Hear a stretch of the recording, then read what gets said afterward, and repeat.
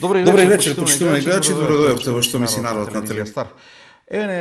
После подолго време ја користиме можноста на технологијата со луѓе од нашата држава, па и надвор од нашата држава, во случајот од нашата држава, во кои што физички не можат во моментот да бидат присутни во Штип, да направиме разговор, бидејќи сакаме да дадеме можност на сите мислења на она што е актуелно, за да разговараме за актуелни теми. Знаете дека во време на короната започнавме најмногу со користење на онлайн разговорите, но секогаш се добре дојдени кога има што да се каже. Денеска веќе видовте на профилите на телевизија Стар разговор со Борче Бучински, земјоделец, сточар и исто така представник на Сдруженијето Пелагониско поле од Битола, а тој од Могила. Реакција во врска со она што се случи со млекото, млечните производи, што има во нив, што нема во нив, но не е само тоа поводот да разговараме повторно вечерва со Борче Бучински, туку и општо активностите и за тоа да слушнеме како се чувствуваат оние кои што произведуваат. Секогаш да се даде можност да ги слушнеме, бидејќи треба да се слушаат затоа што тие најмногу ги чувствуваат проблемите во земјоделието во областа во која што работат.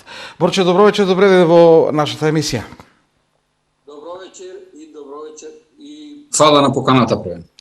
Представник на Сдруженијето Пелагониско поле, но еве денеска најактуелен по она што со млечните производи има веќе десетина, се гледам дека има веќе по сите медиуми, насекаде има информации за тоа дека некои компании лажно декларирале млечни производи сирење со 20 пати помалку маст. Зошто, господине Бучински, ова е важно и за сточарите? Што вие губите на ваков начин, бидејќи некој ќе каже сточарите предаваат млеко кое што е окей, зошто и вие губите и како реагирате на ова? Па е вака сега да тргнеме поред од 24 година, кога во 23 година сточарството доживеа најголем колапс од некаде околу 26% намалување, значи на млекото. Потоа во 24 година, на почетокот на годината, се некаде малце се поткрена сточниот фонд, бидејќи имавме и добри субвенции. За прв пат тогаш ги воведија субвенциите од 12.000 на грло и воведија авансна исплата. Значи, ние дури во самата година имавме еднаш авансна исплата од 4.000, па после при крајот на 25-та задовме уште по 8.000 од грло. И така, луѓето се вратија повторно на стоката, но не сите. 10 години наназад, ако земиме 10 години наназад, по статистиките, ако ги видите, значи, да не се повторуваме на бројките, ниту јас ги измислим, ниту вие, значи, по статистиките, 10 години наназад, во Македонија има пат на млекото. Значи, пат. И ние сме зависни од увоз. Најповеќе земаме од нашите блиски земји, од Босна, од Србија, од Хрватска, но и од земји од Европската унија, како што се Полска, Германија. Сега, во оваа 26-та година, и почетокот на 25-та година, крајот на 25-та година, значи последните месеци, млекото почна да бележи пат надолу. Значи беше 33-34 денари, за кратко време од 7-8 месеци, млекото сега да е 25-24 денари, 26 денари, и има млекарници кои стварно даваат уште 28 денари, но тие се многу мали. Значи, за прв пат. Ние бевме кај министерот како Сдружение Пелагониско поле. Заедно со Сдружение од Прилеп, значи, фармери Југозапад, и заедно со Националната земјоделска мрежа. Бевме и кај министерот, значи му пуштивме писмо и се, и овие проблеми лично му ги кажавме. Не може млекото, значи во 24-та година да е 34 денари, во 26-та година да е 24 денари. Значи минус 10. Јас ке се сложам, како и вие и како цела македонска јавност. Еве да е минус 10 денари, да речеме криза има. Пат на млекото. Еве ке се сложиме сите. Но од друга страна, како да се сложиме ние во маркетите да е плюс 20? Значи, како во маркетите да е плюс 20? Ние трошиме за да произведеме 1 литар млеко или количина на млеко, значи ја трошиме нафтата која е поскапена. Трошиме струјата која е од 24 година до 26 паралела, сега правиме за овие 2 години. Знаете и сами и сите колку е поскапена нафтата, колку е поскапена струјата, колку е поскапена водата, ѓубривата, значи семина и се ние што ни е врзано, значи за да произведеме едно млеко. Оти сето тоа од полето се носи како храна за стоката, а тука имаме и земјоделски услуги од комбајни, од се, од камиони, значи превоз на силажа, на люцерки, на се. Значи се ни е поскапено нас, како сега во маркетот 20% покачено, а кај нас минус 10%. Мислам 10 денари, наставно, на литар млеко. Помалци дури од водата, млекото наше. Затоа сточниот фонд е многу во опаѓање. Значи многу во опаѓање. Му дадовме на министерот предлог дека грлото во Србија е приближно на 500 евра, а кај нас го намале од 12.000 на 8, и знајте сите дека не убедваше дека 12 поголемо, 8 е поголемо од 12. Срамота тоа што го кажува министер. Значи 8 да е поголемо од 12 дал 1 денар на млекото поскапување. Тој сам треба да го даде тој денар, и то не само денар, да крени едно 3-4 денари на литар млеко и да крени на грлото од 12 на 15 или на 18. Зошто? Па во Србија има 9 денари на литар млеко. Еве, значи, дека дојди тој да седнеме вака паралела, дали е лажам јас или не лажи некој. Значи 9 денари е на млеко во Србија, кај нас 6.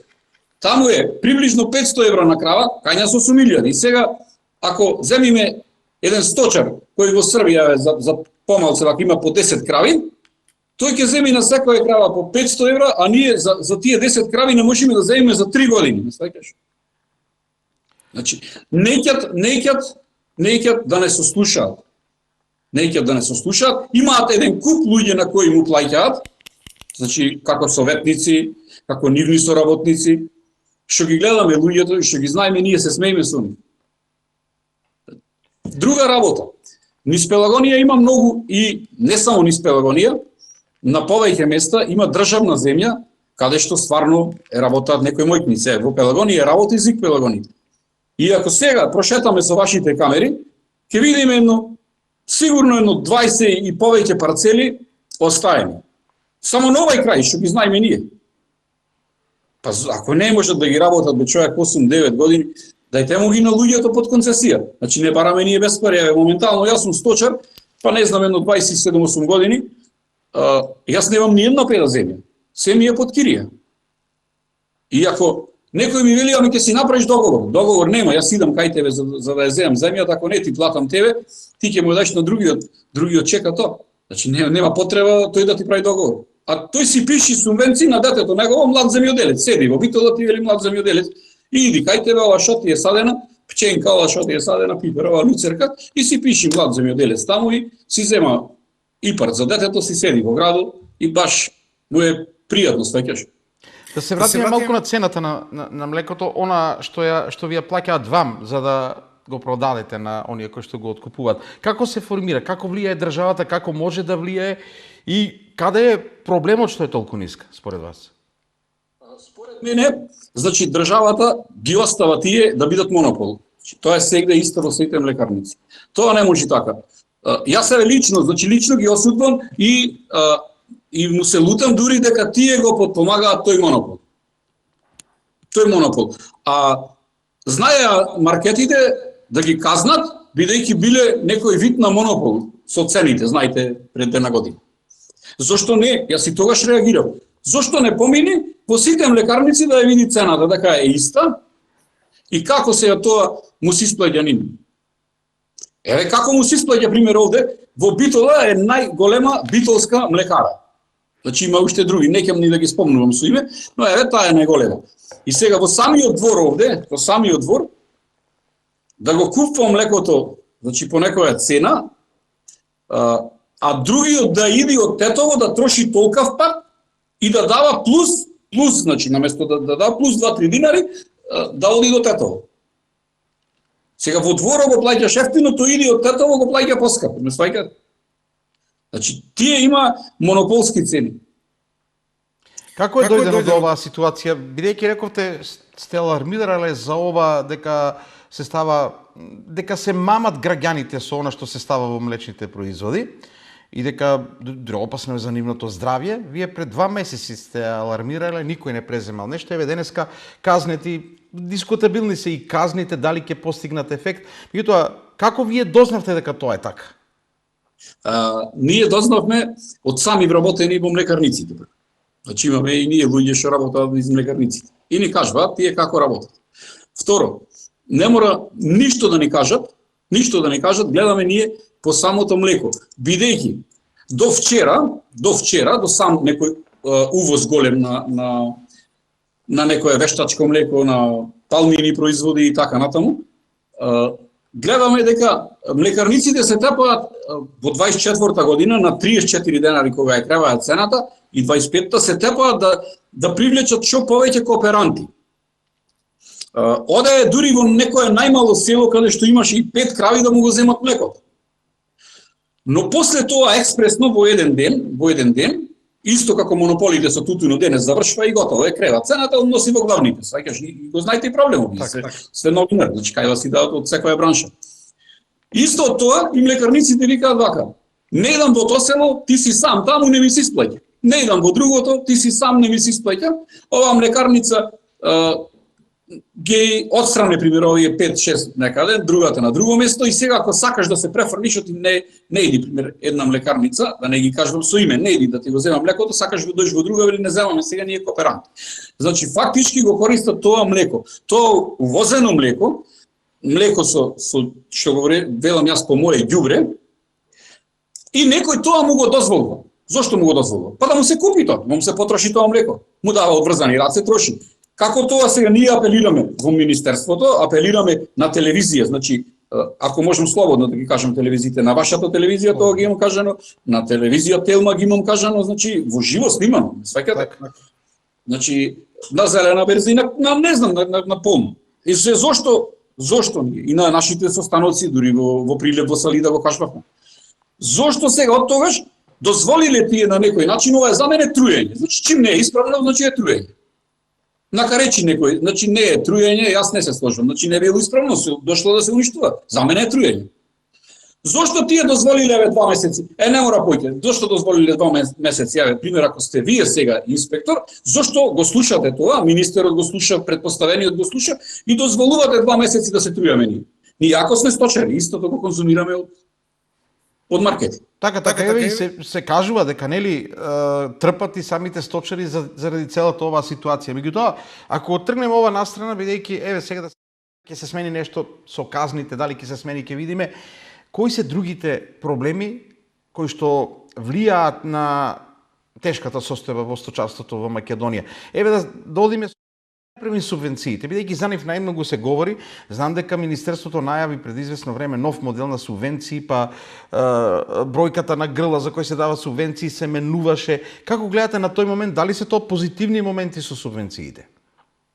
Сега пред да поминам на субвенциите, за казните, гледам 3.500 евра една казна, има најголем. Казните ги слушаме сега од самата Ахава, преку медиумите и како што ги слушаме, ние дури се смееме. Една млекарница е казната со 1050 евра, една со 1300, друга била со 2000, значи гледај сега. Тоа во сато тие го вадат. Во сато го вадат. Тоа во сато го вадат. Што уменува та казна него 1000 евра, кажи ми. Ништо. Ама ништо, буквално ништо. Значи, тоа е смешна цена. Второ, на кого да му вербаме ние? Ако била млекарницата, тој нака излези со иницијали. Пример, млекара и другиот иницијал. Не мора да го кажи. Значи, ние одма знаеме кои се тие, кој прат камуфлажа. А камуфлажа, вербајте, е во сите. Абе во сите е слободно, нака викнат некој, нака испита, седалиш дека е во сите. Земи го еден јогурт обичен, трај по 40 дена, кај го има тоа. Ние сме во село, се знае сирењето како е. Сол, вода и млеко. Ако сакаш да имаш сирење. Но добро, како било, која врши контролата? Мислам, пропустот очигледно е направен некаде кај што некој не вршел контрола на производите. Дали и тоа им го кажувавте и каква беше реакцијата и од Министерството, од Инспекторатот? Па јас и години му кажам дека млекото што се носи од увоз, значи најповеќе од Србија, патува до овде и преку 2 дена патува. Ние немаме цистерни кои го разладуваат млекото, како лактофризери. Тоа е обични цистерни кои ќе се дојси тука. Тоа не е млеко. Тоа не е млеко, тоа е каша. Ние трошиме струја секојдневно, значи да се лади млекото и го земваат отиме кај нас не го земат тие по 50 дена млеко. Значи она не е во ред, значи тоа што го прават треба да се стабилизира државата. Значи ако мислат треба да седнат првен со нас. Не може да седне тој со некој од улица или некој што произведува, пример, свиње, да му кажува за крави. И јас, пример, како кравар, сега да му кажам програма за свиње. Не сум деска. Значи, во таа работа, значи се знае, да си најдат луѓе, да си ги слушнат браншите, зошто е? Значи има луѓе за жито што му кажува. Како треба, дека не оди со оние семенски материјали што треба да ги земат, дека му даваат фалшеве. Сега има сончоглед, што купиле не никога сончоглед. Има експерти за сите области и треба да се слушаат, ама треба да се слушаат и производителите, бидејќи тие најмногу чувствуваат. Увозот кога го споменуваме, се споменува и тој како еден голем фактор.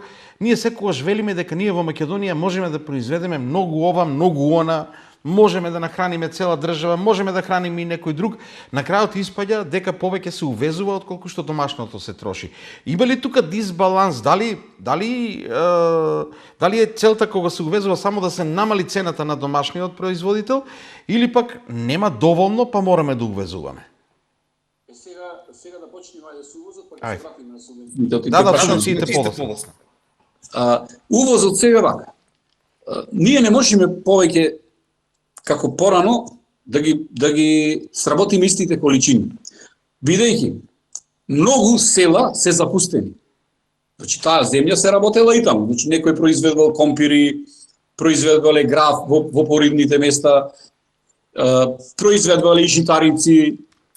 Сега тие се запустени села. Кој ќе нема во некое село, кој ќе е пат, кој ќе нема продавница, луѓето остануваат таму по старци, неколку старци, и земјата е фактички сета во трњи. Единствено некој што се враќа во лето е тутун да сади. Ако има можност во тие краеви.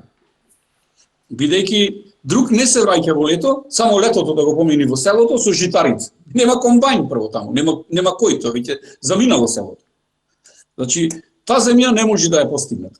Второ, и тоа што ги имаме ние, што можеме, значи, овде Пелагонија, Прилепско, има Струмичко, значи, за градинарство, што можеме да го сработиме, да му издајме и количини и се да снабдиме, ние немаме гаранција за тоа, дека некој ќе го земи пиперот, или ќе го земи кромидот, или ќе го земи компирот. Значи, немаме ние ни гаранција, ниту некој нас ни дал заштитна цена. Еве сега, пченицата е на прагот. Значи во Гевгелиско, во Кавадаречко, Росоманско ќе почне жетвата на јачменот. Значи со сигурност ќе почне околу 10 до 15 еве на прагот. Ние немаме заштитна цена.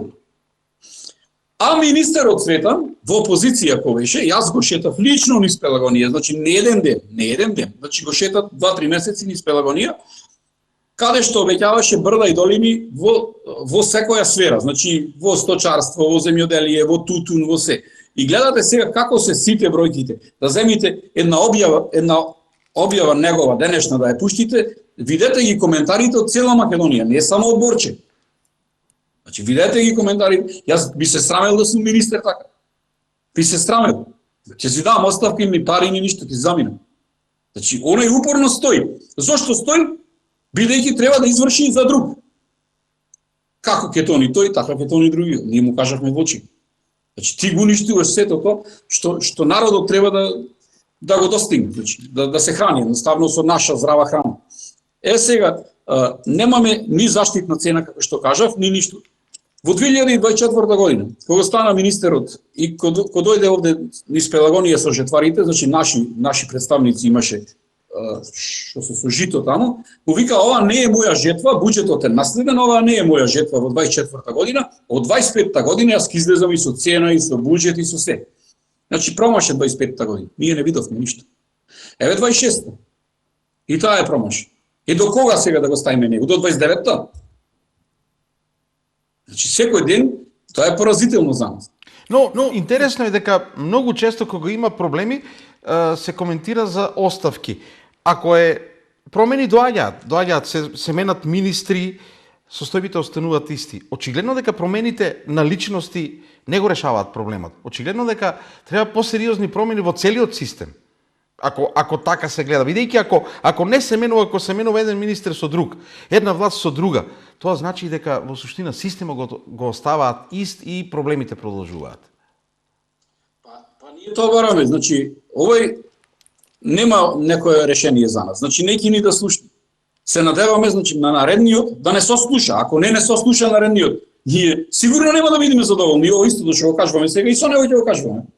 И кај вас и кај другите медиуми и на социјални мрежи. Значи ние ќе бараме одма од другиот да седниме и да испегламе некои работи, како овој што дојсе погумни работи.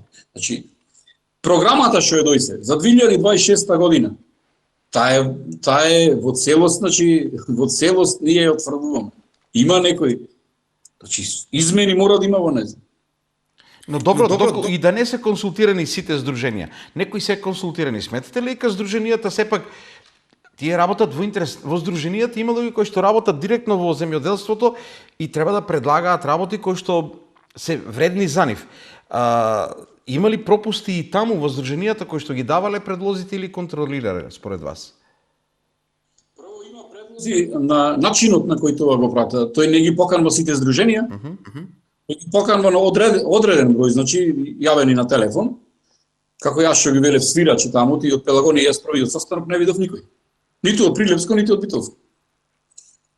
Потоа ја носи тој програмата и потоа ги вика здруженијата. Значи, само да ја потврдат дека ја прифаќа програмата.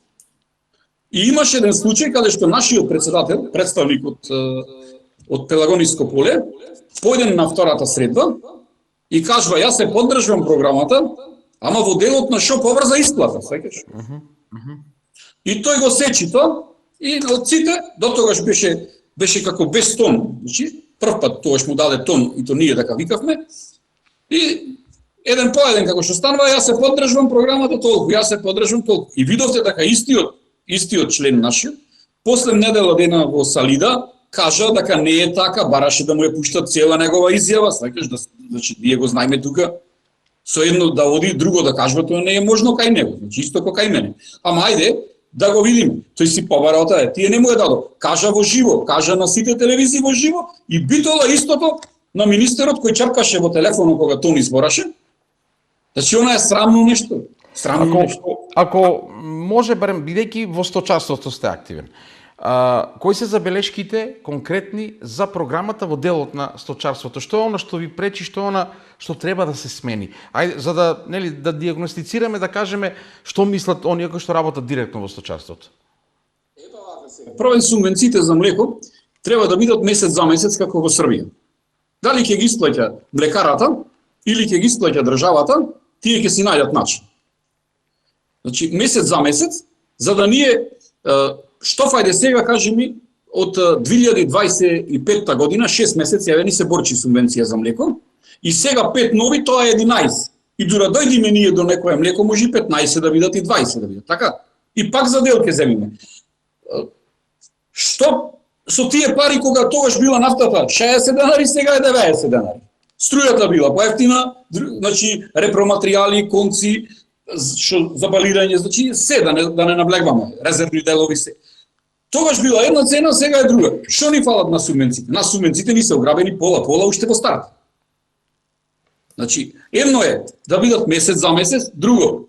Не можеш ти некоја програма, пример за грло, за крави, 12.000 во 24 година и во 25-та да речеш ти е на 8, во 26-та пак остануваш на 8, со сета скапија нагоре. Па каков министер, за каква влада ние да збораме тогаш? Се знае, ако било 12.000 во 24-та, ние од тебе како министер очекуваме во 25-та година да е некаде плюс, во 26-та пак некој плюс, како сите земји околу нас. Со самото тоа тој што го тони во минус, сточарството се намалува. Со самото намалување нема доволно количина на млеко и на месо, И со тоа увосно зависна земјата. Ако било со 5%, сега иди со 6, со 9, со 15. Друга работа што сакаме ние. Помладокот, мислам, младите телина, до година дена, тие можеш да ги пишеш само земаш субвенција од 3000 денари. За едно теле, мало, 3 месеци да го храниш со млеко, тоа ќе ти изе 4 пати по 3000 денари. И на крајот крајава не се дава за машките телини. Зошто не се дава? Ти можеш да купиш, пример, 20-30 машки телина и да им направиш јунци. Со тоа што? Да имаме ние загарантирана цена, да речем сега, во некоја кланица, ќе има кланици во Струмица, нака направат во Битола, во Прилеп, нака направат, и да кажат, во кланицата јунешкото месо ќе се движи од, пример, 280 до 300 денари, зависно од големината.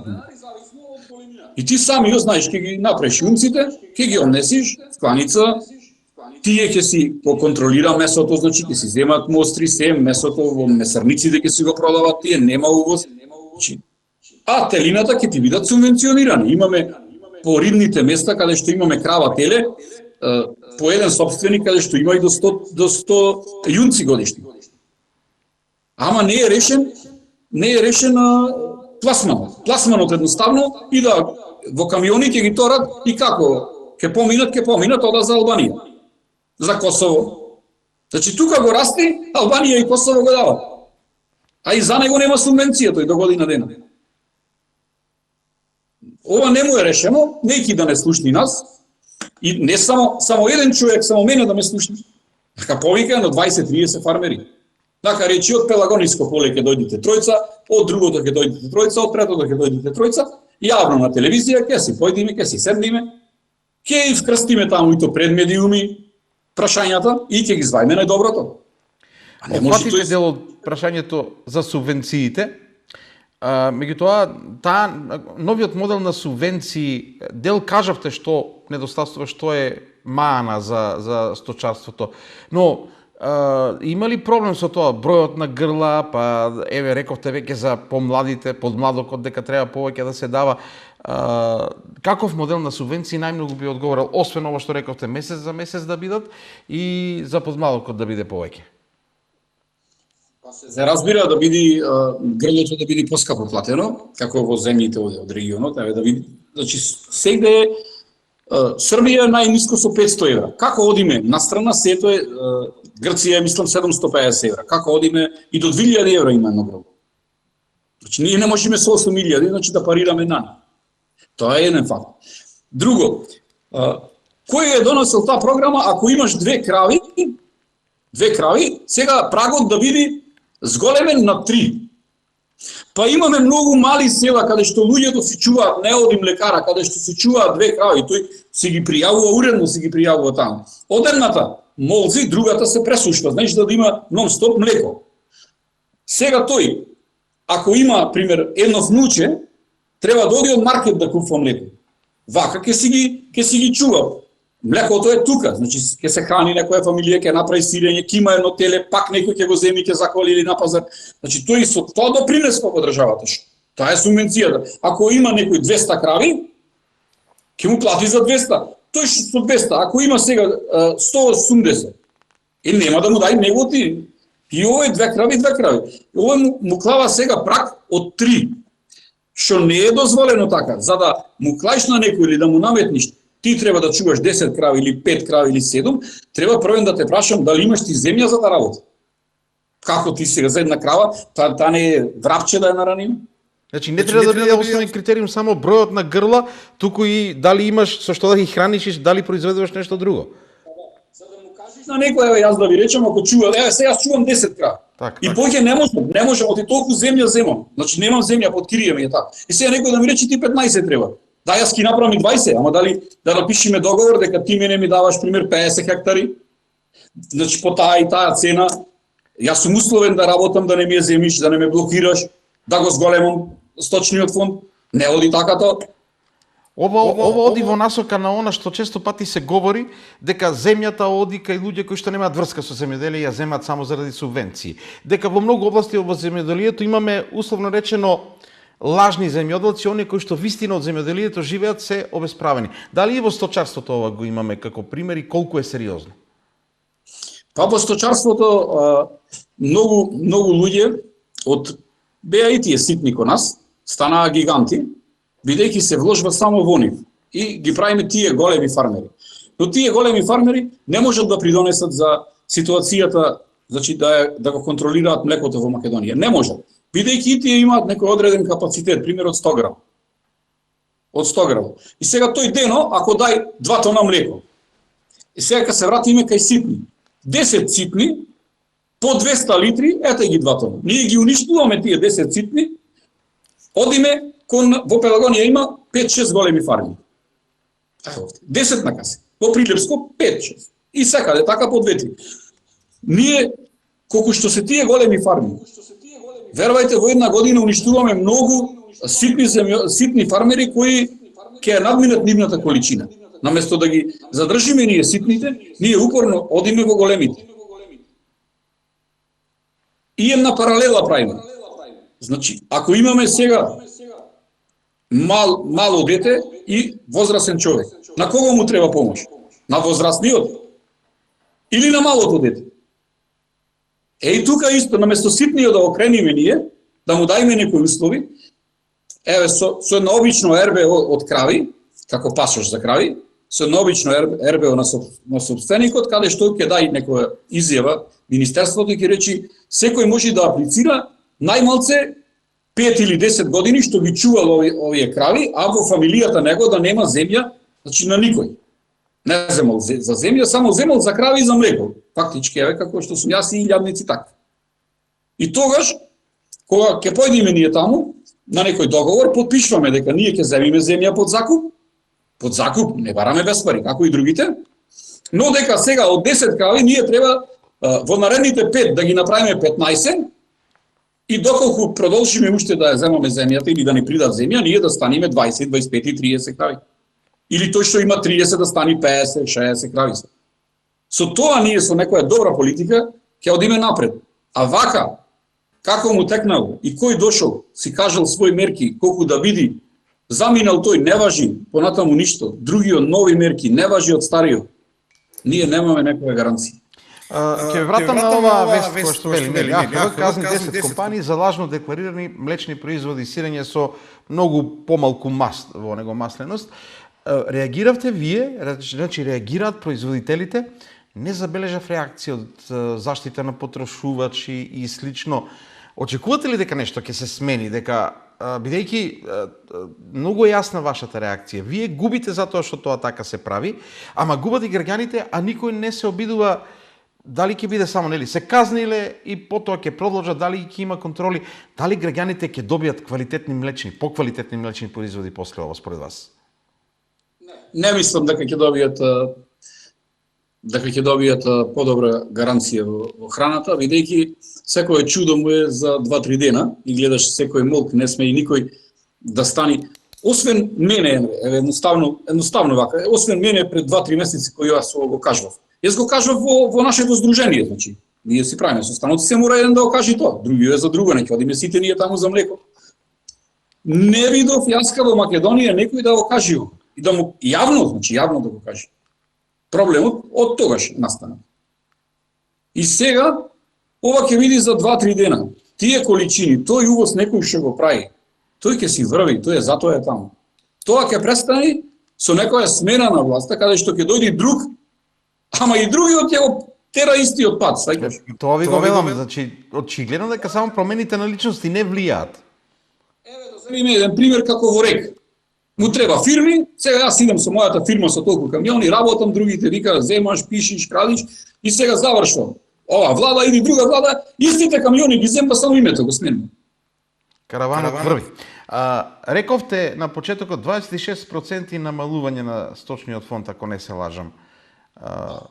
Како се движи, ајде да се вратиме наназад, колку е тоа опасно и во која насока може да оди сточарството, сточниот фонд во Македонија со ваквите ситуации? Во опасност ли сме да имаме многу помалку домашно млеко, па и сточарството да се намалува како бизнис, да се откажуваат сточари од производството? Па само еве вака еден пример ќе ти дам за моето село каде што беше околу 500 куќи. Немаше куќа каде што немаше крава. Дали имаше 5 куќи без крава.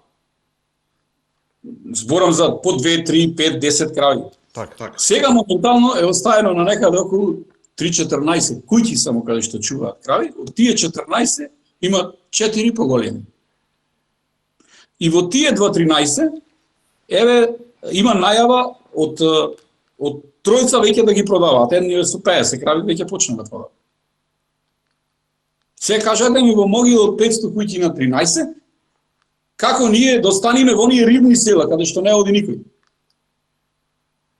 Значи не знам, немам одговор јас. Што ќе значи ова во иднина? Ќе бидеме осудени на сомнително увозно млеко, па и месо и се. Па секако земјите си се штитат тие, значи по моје јас да сум некој премиер на некоја друга држава, јас не би дозволил првата класа да оди во Македонија или да оди во Турција или да оди. Јас ќе си земам само за себе во мојата држава првата класа. Ако сакаат тие вишок од што ми е мене, пример пиперки, да речем втора, трета класа, тука ќе ги обработиме, ќе ги тераме. Исто и млекото, кој ќе му да ними квалитетно млеко? Кој има сегде има недостиг.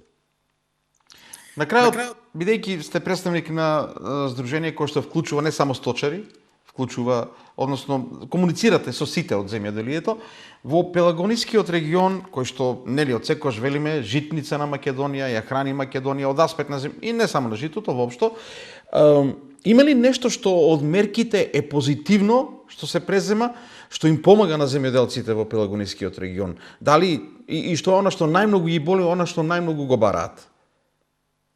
Па вака сега, тие најпоќе го бараат заштитната цена. Значи една заштитна цена која еве спомнаме пченицата и јачменот за брзо ќе се жнија, а ние немаме цена. Уште нема.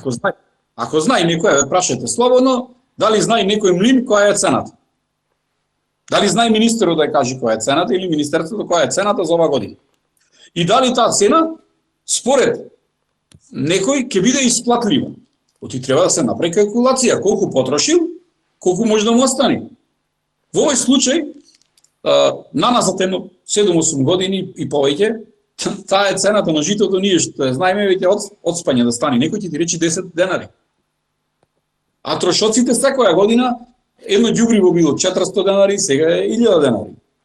Значи трошоците, секоја година растат.